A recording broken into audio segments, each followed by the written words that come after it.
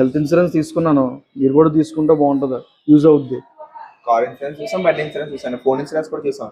కొత్తగా health insurance ఏంటని?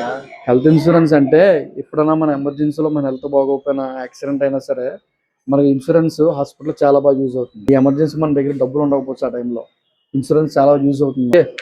మళ్ళీ ఏడాదికి మాకు డబ్బులు మాకు ఇచ్చేస్తాను. వెనక్కి ఇవ్వడం కాదు, ప్రతి ఇయర్ మనం రెన్యూల్ చేసుకోవాలి. ఫోన్లకే మనం ఇన్సూరెన్స్ చేసుకుంటున్నాం. సంవత్సరానికి ఒక ఫోన్ వాడుతావు, దానికి ఇన్సూరెన్స్ చేస్తున్నావు. 100 ఏళ్ళు బతకాలి, మరి ఇన్సూరెన్స్ చేయించుకో. నీకు మాకేమవుతుందండి, మా స్ట్రాంగ్ బాడీలు మాకేమవుతుంది, మా ఇంట్లో ఏమవుతుంది? Strong body.